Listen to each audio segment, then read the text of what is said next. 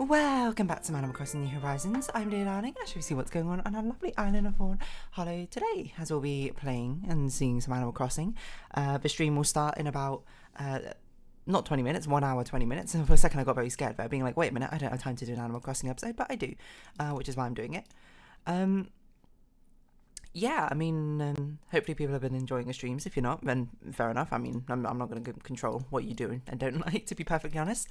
I'm just sort of going to be here chilling. I'm doing a laundry at the moment just before like the stream, and hopefully I'll be able to hang that all up after this episode. But hello everyone. Right now in Fawnhallow, it's 12:44 PM on Sunday, April 21st, 2024.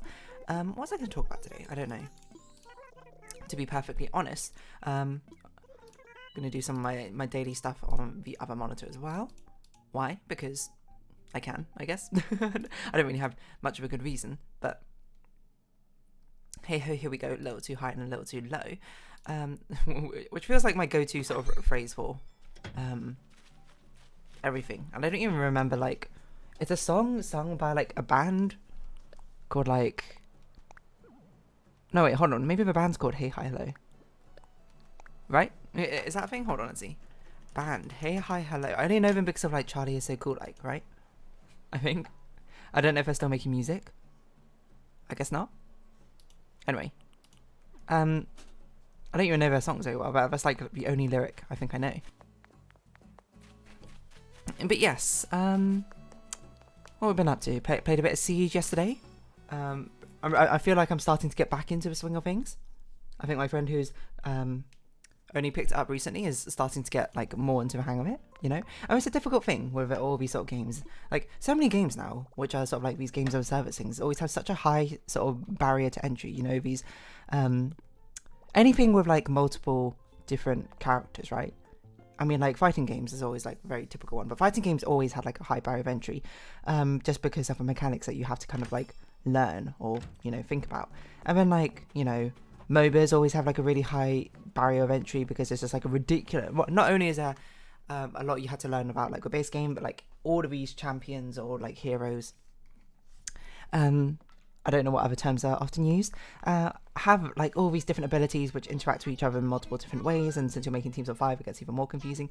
Siege and Valorant and Overwatch, I suppose to an extent as well, all have the same sort of issue, right, where it's just like, oh, you know, to make the game interesting, you know, they've released all these different characters who have very, very different playstyles from each other to try and make it a bit more interesting, a bit more spiced up of what you can do.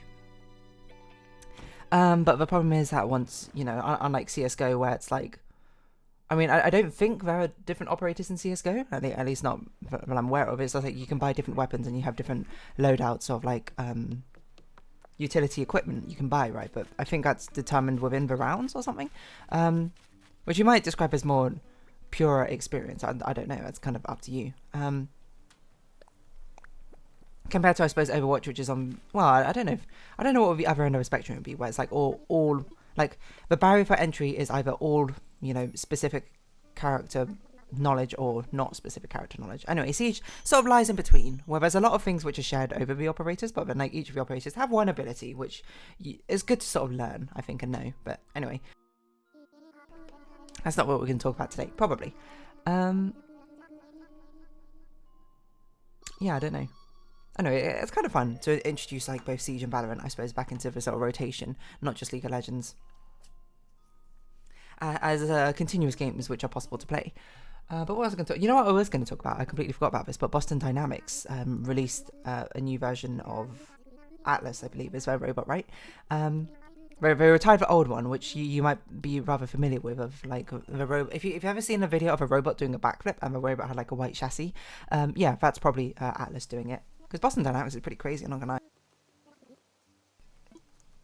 lie. Their level of robotics acumen is quite unparalleled. I mean, the Robo-Dog is something which is I don't know if a robot dog actually has a name. Now I think about it, it probably does, but I can't think of it. Like, in my head, its name is like Stripe or something, but that doesn't seem right. Stripe, hold on, you know, I bet I can go on Boston Dynamics. I mean, they probably have a website, but I was going to go on with YouTube because that's like the only way I think I've ever interacted with any of their media. And find out. But I don't know, I feel like Boston Dynamics have, well, presumably they're doing a pretty great job. I mean, they released the new Atlas, which very much looks like something out of a movie. Oh, Spot, that's it. Wait, did I say Spot? What did I say? I don't know. I can't remember what I said. I thought I said like Spike or something. Yeah, I forgot what I was going to say. I mean, it's cool. I mean, with Boston Dynamics, they're trying to make robots to help with like... I don't know necessarily if it's what we're specialising in, but what I thought they were doing is like specialising in like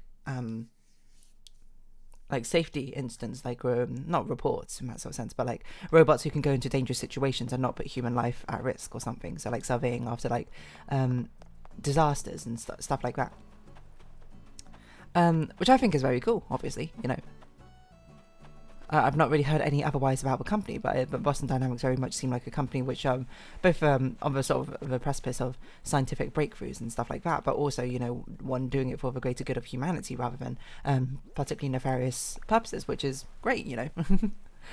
Who knows what Boston Dynamics would be able to do if they put their powers for evil instead. But either way, I suppose they have a fantastic sort of display of remarkableness of human ingenuity, I suppose. With the robotics are like pretty crazy. Like I'm not someone who's like really that into robotics or electronics and that sort of thing. Like I find it interesting, certainly. I mean, you might be like, didn't you go to a robotics club back in secondary school and study electronics for A level? And yes, both true, but still, it's not. I didn't take them any further than that. But I like watching their videos of how they like display the robots doing things. You know, obviously. It's always very impressive what they do. But I think the thing I find very charming about Boston Dynamics videos in particular is a very human element that is sort of intertwined with all of this as well. Because rather than just having the robot sort of demonstrate, here's a robot going upstairs, next cut, here's a robot going downstairs, next cut, here's a robot jumping from one place to another, next cut, here's a robot, you know, doing a backflip, next cut, like that. There's a very sort of human element in the way they show off the robots. There's always like this sort of like creative vision behind it, where there's a sort of like personification, I suppose, of a robot, where the robot like acts in a surprisingly human way. You know, they have, I think the most famous videos are definitely of the robots like dancing. At least that's the ones I think. But I think it might have been one of my first introductions to Boston Dynamics was no, I don't think it was my first. Now I think about it, I think my first one was I don't know what my robot's called. Maybe I can find it. Oh, here we go. Wildcat. It was a video of Wildcat, which is like this huge hulking beast of a four-legged robot, which they just like constantly kicked to make it, to show and display that like, oh, it doesn't fall over. But no, the one which I always find fantastic is the dancing one. I don't know what it's called though. It's like spots on it. Is that it? That looks like right. Where they have like 7 other robot dogs sort of dancing together in like this unified dance, which obviously, you know, it's not the most efficient way a dance troupe, sort of not dance troupe, well, I mean dance troupe maybe, to show off the range of capabilities of emotions of Spot the dog, which is presumably what they're trying to do in the first place. But it's just kind of like, you can, you know, it's just scientists just kind of having fun with it. It's such a human element, I suppose, behind it, which is, you know, such an alien or robotic thing to say, but this is like really the sort of forefront of scientific discovery and knowledge and experimentation and ingenuity, and then still the humans and the scientists working on it find the time to be like, hey, you know, let's make this robot do a funny dance or that sort of thing. Or let's like make them do like this cool sort of move, or like make them actually feel like they have a human soul with it as well, which I find very charming. You know, the sort of the not willingness, I suppose, but the desire of humans to sort of personify anything, like inanimate objects, and make this sort of like, what is it, like pack bonding mentality, no matter what the thing is in the first place. I mean, you might say it's a little ridiculous, well, you probably don't say it's ridiculous, it's a bit of a straw man, I suppose I'm constructing, but you might see it as a little bit strange or like amusing, or you may be like, oh, quirky scientist. But I mean, lots of people do that with robots in the first place. I mean, have you seen how people like treat Roombas? But they almost see Roombas as the house pet almost, which is, I mean, totally fair. I mean, I don't have a Roomba myself or any sort of like floor vacuum cleaner, but I can certainly see why. I mean, it's like another entity, I suppose, within your house, but a very helpful one, which helps clean up your stuff and stuff like that. When it's no surprise, I suppose, that humans have such a willingness to try and sort of bond with things. We're very social creatures, after all. Anyway, I forgot what I was going to say, but they released a new robot, or an improved version of Atlas, and just the most hilarious introduction to it in the first place. I mean, they had like a farewell for the old Atlas, which apparently they called HD Atlas, which is now it's being retired. I don't know what we're calling it all new Atlas. Is that what the new Atlas is called, or are they just like, why are they not calling it like Atlas 1.0, 2.0, 3.0 or something like that? Like version control. Because now it's like you're retiring HD Atlas. Like, what the next one has to be like Ultra HD or something, and the next one have to be like 4K Atlas, which feels a little bit strange. But I don't know. I'm not part of the naming committee in Boston Dynamics. Well, not part of any committee in Boston Dynamics. What am I doing? Is that there stuff to sell? We have recipes to sell. I didn't even check what my missions were today. Was there something that we could do? Deep sea talk, customize, okay, and change. Okay, we can do those. I forgot what I was going to say.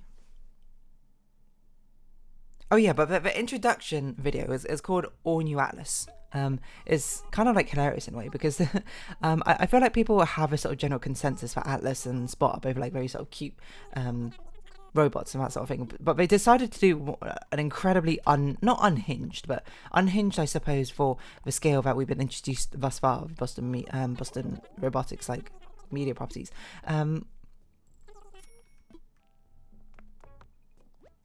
Unhinged introduction where they have the new Atlas sort of like lying on the floor, and then like its legs come up. I mean, you could just watch it, it's like 40 seconds yourself, but the legs come up backwards to lift itself up. It was like twists in a very, like, you sort of personify it, because it's got the humanoid sort of shape, and then it's like legs twisted in like an impossible way, like a sort of like a contortionist grudge girl sort of thing.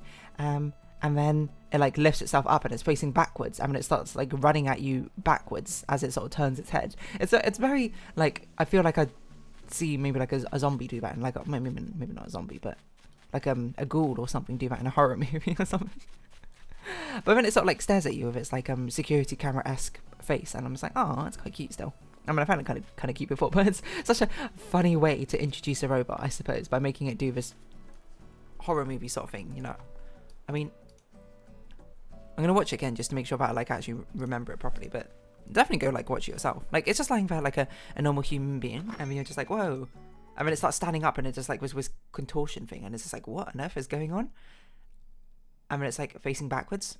I can hear my washing machine just like zooming up, and then it starts walking to you backwards as it turns its upper torso towards you. It's so I don't know why I find it so funny. And the way it like walks away, it turns its head and then turns its body. But honestly, it's looking sleek. Boston Dynamics, cool robot. How do we ensure... this comment probably encapsulates the entire thing. How do we ensure the public has a positive first impression of him? Make him stand up in the most disturbing way possible. It's so funny.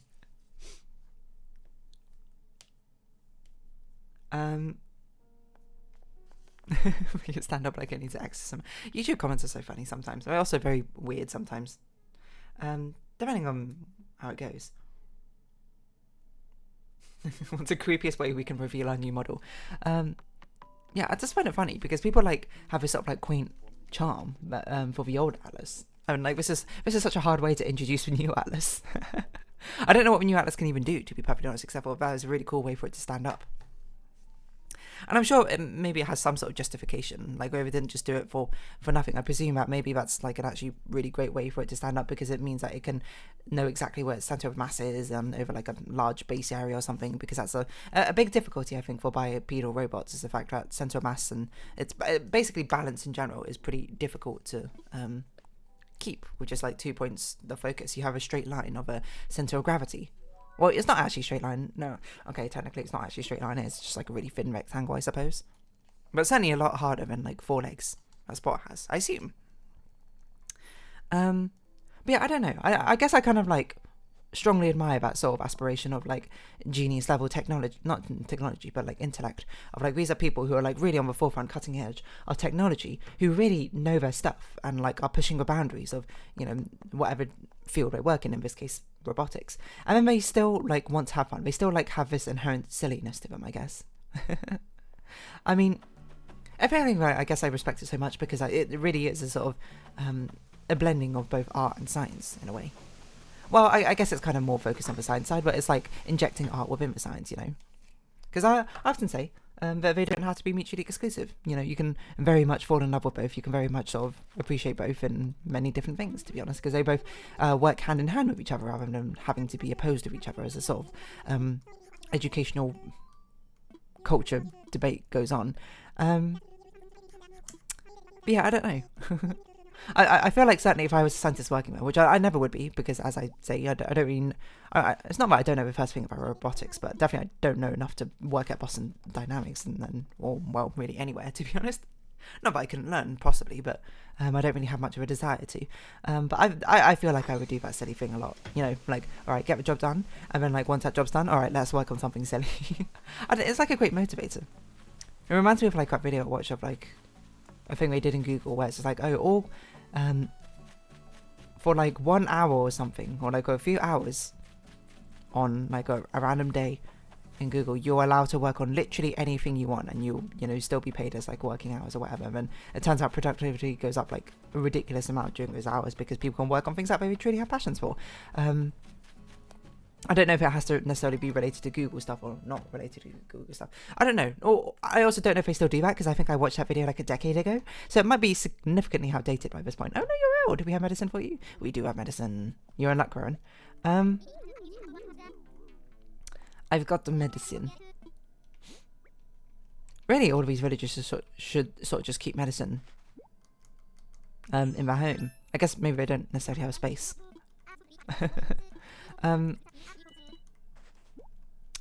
Yeah, I forgot what I was going to say about this. I don't know, really, it's just robotics. I guess it's kind of cool. Is that really what I was going for? I don't know. But the farewell to HC Atlas was also like a dance music video, if I remember. I mean, it showed like a history of Atlas, and then like the last part of it is just it dancing, isn't it? Or yeah, it's just no wait.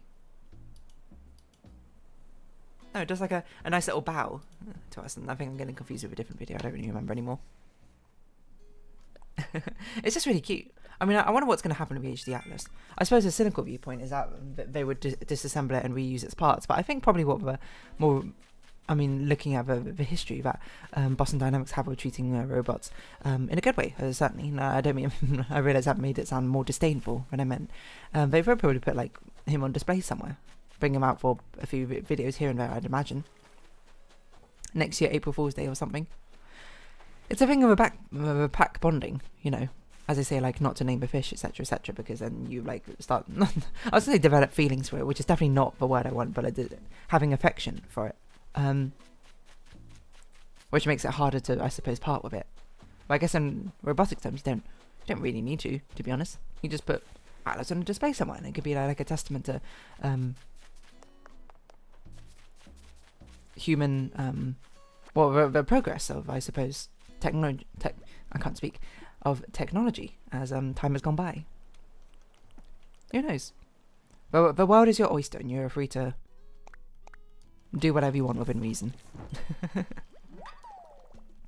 yeah, I don't know. It's just kind of the main thing I get from it is just sort of like, yeah, I think it's super cute that there's this sort of like human affection side of it, you know.